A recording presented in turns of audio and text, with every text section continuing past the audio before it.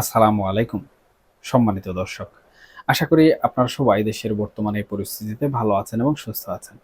দেখুন, আজকের এই আলোচনাটি সাধারণ কোনো রাজনৈতিক তর্ক-বিতর্ক নয়। বরং এটি এমন এক ঐতিহাসিক অধ্যায়ের ব্যবচ্ছেদ যা আমাদের পুরো দেশের গতিপথ কিন্তু বদলে দিয়েছিল। দর্শক, চিন্তা করে দেখুন, একটি ছবি, একটি দৃশ্য আর একটি মৃত্যুকে কেন্দ্র করে একটি গোটা দেশের সরকার পড়ে গেল। শাসন ব্যবস্থার পতন ঘটল। অথচ সেই মৃত্যুর পেছনে লুকিয়ে থাকা আসল সত্যটা কি আমরা আজও জানি?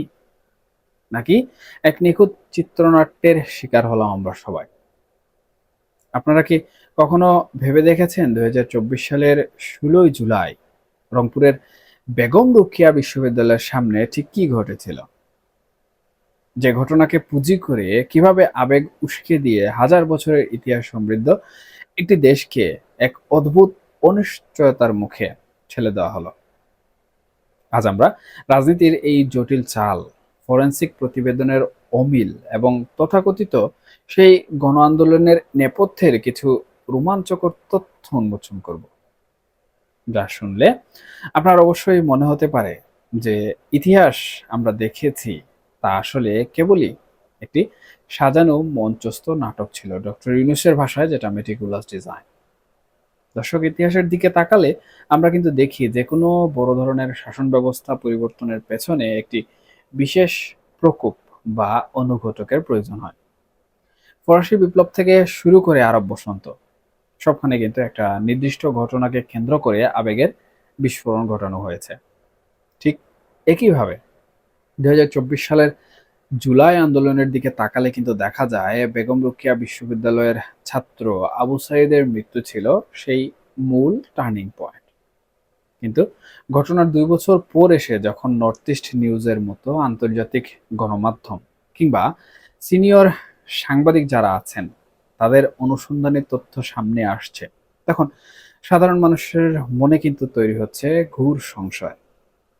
সত্যিই কি পুলিশ তাকে সামনে থেকে গুলি করে মেরেছিল, নাকি তাকে বলির পাঠা বানানো হয়েছিল কোনো এক অদৃশ্য পরিকল্পনার অংশ হিসাবে? সুপ্রিয় দর্শক, আপনারা যদি ছড়িয়ে পড়া সেই বিশ্ববিখ্যাত ভিডিওটির দিকে একটু ভালো করে তাকান, তবে আপনারা অবশ্যই দেখতে পাবেন না আবু সাইদ ২ হাত ছড়িয়ে পুলিশের মুখোমুখি কিন্তু দাঁড়িয়ে আছেন এবং পুলিশ তার সামনে অবস্থান করছে এবং তারা ছররা আবার রাবার বুলেট ছুটছে। কিন্তু আসল রহস্য তো তৈরি হয় তার মৃত্যুর পর। সুরতহাল ও ময়নাতদন্তের রিপোর্ট যখন আন্তর্জাতিক যে অপরাধ ট্রাইব্যুনাল, সেই অপরাধ ট্রাইব্যুনালে জমা পড়ে, তখন কিন্তু উঠে আসে একদম ভিন্ন একটি চিত্র। আবু সাইদের বাবা আদালতের সামনে দাঁড়িয়ে প্রথম যে কথাটি বলেছিলেন তা হলো, ছেলের লাশ গোসল করানোর সময় তিনি মাথার পেছনে রক্ত এবং গভীর ক্ষতচিহ্ন সে সময় দেখতে পেয়েছিলেন। এখন দার্শনিক এবং যৌক্তিক দৃষ্টিকোণ থেকে একটি বড় প্রশ্ন কিন্তু সামনে এসে দাঁড়ায়। পুলিশ যদি সম্পূর্ণ সামনে থেকে গুলি চালায়, তবে একজন মানুষের মাথার পেছনে কিভাবে আসলে গুলির গভীর আঘাত তৈরি হয়? তবে কি তার পেছন থেকেও কেউ একই সময়ে গুলি করেছিল? ঠিক এই জায়গাটিতেই কিন্তু পুরো গল্পের যে মোড় সেটা কিন্তু ঘুরে যায়। যখন একটি প্রথম সারির জাতীয় পত্রিকা মাথার পেছনের এই ক্ষতচিহ্নের খবর সেই সময় প্রকাশ করে ফেললো, ঠিক তখনই কিন্তু পর্দার আড়াল থেকে শুরু হলো এক অদৃশ্য হাতছানি। দেখুন, আন্তর্জাতিক অপরাধ ট্রাইব্যুনালের তখনকার মূল প্রসিকিউটর তাজুল ইসলাম নিজে ওই পত্রিকার প্রতিবেদককে ফোন করে সেই প্রতিবেদন সংশোধন করতে বলেন। এরপর কাকতালীয়ভাবে আবু সাঈদের পরিবার থেকেও বলা হলো যে তাদের বাবা নাকি আদালতে এমন কোনো কথাই বলেননি।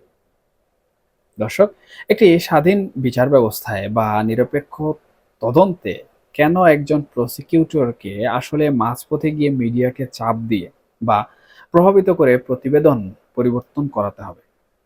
এখানে কিন্তু একটি গভীর রাজনৈতিক কৌশল কাজ করছে বলে স্পষ্টভাবে মনে হচ্ছে। সুপ্রিয় দর্শক, শুধু তাই নয়, ময়নাতদন্তকারী যিনি ময়নাতদন্ত করেছেন, ফরেনসিক চিকিৎসক ডক্টর রাজিবুল ইসলামের সাক্ষ্য শুনলে আমি মনে করি যে কেউ অবাক হবেন। তিনি কিন্তু স্পষ্টভাবে জানিয়েছেন তৎকালীন সময়ে তার উপর প্রচন্ড মানসিক এবং একই সাথে রাজনৈতিক চাপ সৃষ্টি করা হয়েছিল যেন মৃত্যুর কারণ হিসাবে গুলির কথা না লিখে অন্য কিছু লেখা হয়। তাকে বিদেশ ভ্রমণের লোভ দেখানো হয়েছিল, এমনকি আইনি ব্যবস্থার হুমকিও সেই সময় নাকি দেওয়া হয়েছিল। তবে কি একটি রাজনৈতিক গোষ্ঠীর উদ্দেশ্যই ছিল মৃত্যুর কারণ নিয়ে এমন এক ধোঁয়াশা তৈরি করে রাখা যা দিয়ে সহজেই জনগণকে ক্ষিপ্ত করে তোলা যায়। কেন? কারণ তারা জানতো মানুষের যে আবেগ, সেই আবেগ যখন একবার চটে যাবে তখন নিরপেক্ষ যে তথ্য প্রমাণ আছে সেই তথ্য প্রমাণ নিয়ে কেউ আর কিন্তু মাথা ঘামাবেন না। এবং সুপ্রিয় দর্শক, ঐতিহাসিকভাবে বাংলাদেশ একটি অত্যন্ত সংবেদনশীল দেশ হিসেবে পরিচিত। এখানে আবেগীয় প্রতিক্রিয়া রাজনৈতিক পরিবর্তনের সবচেয়ে বড় হাতিয়ার হিসাবে কিন্তু ইতিহাস ঘাটলে দেখা যায় কাজ করে এসেছে। ১৯৭৫ সালের রাজনৈতিক ট্র্যাজেডির পর থেকে শুরু করে প্রতিটি বড় পরিবর্তনে আমরা কিন্তু দেখেছি কিভাবে অসত্য বা অর্ধেক সত্য তথ্য ছড়িয়ে রাজনৈতিক ফায়দা লুটে হয়েছে। দেখুন, আওয়ামী লীগ সরকারের দীর্ঘ উন্নয়ন ও স্থিতিশীলতার যাত্রাকে এক নিমিষে স্তব্ধ করে দেওয়ার জন্য কি তবে আবু সাঈদের এই রক্তকে ব্যবহার করা হয়েছিল? দর্শক, আপনারা যদি একটু ভালো করে ঠান্ডা মাথায় চিন্তা করেন, তৎকালীন অন্তর্বর্তীকালীন সরকারের প্রধান উপদেষ্টা যখন ঢাকায় এসে হাত প্রসারিত করে বললেন জাতির বক্ষ প্রসারিত হয়েছে, ঠিক একই ভঙ্গিতে সাঈদের দাঁড়িয়ে থাকা কি কেবলই কাকতালীয়, নাকি কোনো সুনির্দিষ্ট দূরদর্শী কৌশলের রূপায়ণ? আবার এই যে ডক্টর মোহাম্মদ ইউনূস যখন ক্ষমতায় বসলেন, এর পরবর্তীতে তিনি একটি শব্দ ব্যবহার করেছিলেন, রিসেট বটম। অর্থাৎ এর পূর্বে যা ছিল সব মুছে ফেলা হবে এবং নতুন করে শুরু করা হবে। এর পাশাপাশি তিনি আরেকটি শব্দ ব্যবহার করেছিলেন, সেটি হচ্ছে মেটিকুলাস ডিজাইন। তার মানে কি ধরে নেওয়া যায় যে এখন পর্যন্ত আবু সাঈদের মৃত্যু নিয়ে যে রহস্য বা যে ধোঁয়াশা তৈরি হয়ে আছে এবং কিছুদিন পর পর এই মৃত্যু নিয়ে যেভাবে ধোঁয়াশা তৈরি হচ্ছে, নানা ধরনের গুঞ্জন ছড়াচ্ছে এবং বিভিন্ন সংবাদ মাধ্যম, এখন বর্তমানে আন্তর্জাতিক সংবাদ মাধ্যম যেভাবে এই বিষয়টি নিয়ে কথা বলছে, প্রশ্ন তুলছে বা বিতর্কের জন্ম দিচ্ছে, তখন কি মনে হয় না যে এটা আসলেই কোনো মেটিকুলাস ডিজাইন বা পরিকল্পিত একটা নীল নকশা, যেটার মূল লক্ষ্য এবং উদ্দেশ্য ছিল জনগণের সেন্টিমেন্টকে উস্কে দেয়া, চড়াও করা এবং আওয়ামী লীগের যে স্থিতিশীল সরকার ছিল সেই সরকারের পতন ঘটানো এবং একটি জনরোষ তৈরি করা, আবেগী গণ আন্দোলন তৈরি করা। সুপ্রিয় দর্শক, আজকাল যখন এই আন্দোলনের অনেক স্বঘোষিত রূপকারদের প্রকাশ্যে স্বীকার করতে আসলে শোনা যায় যে এই পুরো প্রক্রিয়ার পেছনে বিশাল অর্থায়ন এবং আন্তর্জাতিক ডিপ স্টেটের ইন্ধন ছিল, তখন কিন্তু আমাদের আর কোনোভাবে বুঝতে বাকি থাকে না যে এটি সাধারণ শিক্ষার্থীদের কোনো নির্দোষ আন্দোলন সেই সময় ছিল না। যেমন ধরুন, মেট্রো রেলে আগুন দেয়া, সরকারি সম্পত্তি ধ্বংস করা, এমনকি থানায় হামলা চালানোর মতো উগ্র প্রক্রিয়াগুলোকে যখন আসলে জাস্টিফাই করা হয়, তখন বোঝা যায় এর নেপথ্যে কত বড় ষড়যন্ত্র লালন করা হচ্ছিল। দেখুন, আওয়ামী লীগ সরকারের বিরুদ্ধে অভিযোগের পাহাড় সাজানো সেই সময় সহজ ছিল, কিন্তু সেই অভিযোগগুলোর আড়ালে দেশের সার্বিক রাজনৈতিক কাঠামোকে গুরিয়ে দেওয়ার যে নকশা তৈরি করা হয়েছিল, আবু সাঈদের মৃত্যু ছিল তারই প্রথম অঙ্ক। আমি কিন্তু এখানে আওয়ামী লীগকে দুধে দেওয়া কোনো তুলসী পাতা রাজনৈতিক দল বলছি না। আবার সুপ্রিয় দর্শক, আমরা যদি আরো গভীরভাবে একটু বিশ্লেষণ করি তবে দেখব একজন ছাত্রের বুক চিতিয়ে দাঁড়ানোকে যেভাবে আসলে উপস্থাপন করা হয়েছে তার পেছনে মিডিয়া ট্রায়ালের বড় একটা অবদান ছিল। মিডিয়া কিন্তু বারবার বলছিল পুলিশের গুলিতে হত্যা, কিন্তু কোন অস্ত্র ব্যবহৃত হয়েছে, তা কি তাজা গুলি ছিল নাকি আম্রাত্মক রাবার বুলেট? এই মৌলিক যে প্রশ্ন, সেই প্রশ্নগুলোকে ইচ্ছাকৃতভাবে কিন্তু এড়িয়ে যাওয়া হয়েছে। যদি রাবার বুলেটের মৃত্যু না হওয়ার কথা থাকে, তবে আসল প্রাণঘাতী গুলিটি কে বা কোথা থেকে চালানো হলো, পেছনের ক্ষত চিহ্ন নির্দেশ করে যে আবু সাইদের পেছনেও হয়তো এমন কেউ ছিল যার কাজই ছিল যে কোনো মূল্যে একটি লাশ উপহার দেয়া। কেন? যাতে পুরো আন্দোলনকে দাবানলের মতো সারা দেশে ছড়িয়ে দেয়া যায়। আমি পূর্বে যে কথাগুলো বলেছিলাম ঠিক একইভাবে। এখানে দার্শনিক দৃষ্টিকোণ থেকে বিচার করলে রাজনীতিতে অনেক সময় মিথ্যা দিয়ে কিন্তু সত্যকে এমনভাবে আবৃত করা হয় যে সাধারণ মানুষ সত্য আর মিথ্যার যে পার্থক্য সেটা ভুলতে বসে। বাংলাদেশে শেখ হাসিনা সরকারের পতনের পর যে সামাজিক ও রাজনৈতিক অস্থিরতা আমরা সেই সময় দেখলাম, তা কি সত্যি দেশের মানুষের জন্য কল্যাণ বয়ে এনেছে, নাকি একটি নির্বাচিত সরকারকে অথবা একটি স্থিতিশীল সরকারকে উত্থান করার জন্য কৌশলে আবু সাইদের মতো সাধারণ শিক্ষার্থীদের আবেগ ব্যবহার করে রাষ্ট্রকে চরম বিশৃঙ্খলার মুখে ঠেলে দেওয়া হলো? সত্য কিন্তু কখনোই চাপা থাকে না সুপ্রিয় দর্শক।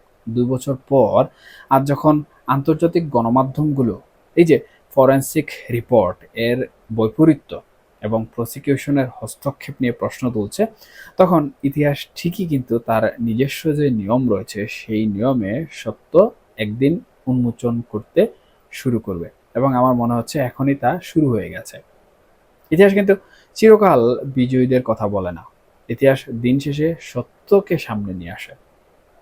আবু সাইদের রক্ত নিশ্চিতভাবেই একটি রেজিম চেঞ্জের মূল চালিকা শক্তি ছিল, কিন্তু সেই রক্তের পেছনে যদি কোনো রক্তচক্ষু বা কুচক্রী মহল লুকিয়ে থাকে, তবে তাদের মুখোশ উন্মোচন করাটাও আজকের সময়ের দাবি।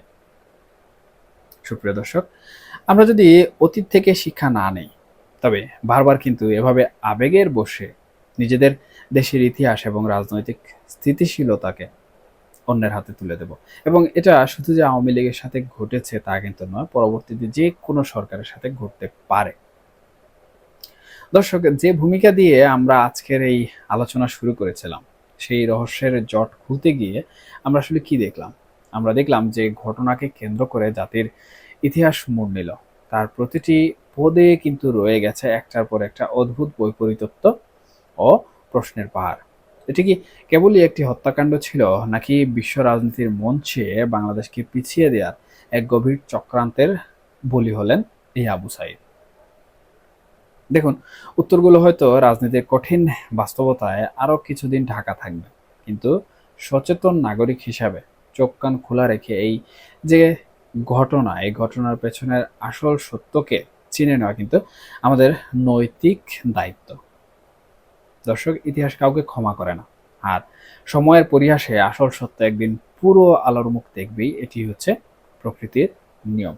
আমি একটি কথা বলেছিলাম যে শুধুই যে আওয়ামী লীগ সরকারের পতন ঘটানোর জন্য এমন ঘটনা ঘটেছে তা কিন্তু নয়, ভবিষ্যতে আরও ঘটতে পারে। সুতরাং বর্তমান সরকার বা বর্তমান নীতি নির্ধারক যারা আছেন, তাদেরও কিন্তু এই বিষয়টি খুব তীক্ষ্ণ দৃষ্টিতে আমলে নেওয়া উচিত এবং সত্যকে সামনে নিয়ে আসা উচিত, যাতে করে এমন কোনো মেটিকুলাস ডিজাইন, এমন কোনো কুচক্রী মহলের ষড়যন্ত্রে পরবর্তীতে বর্তমান শাসক গোষ্ঠীকে পড়তে না হয়।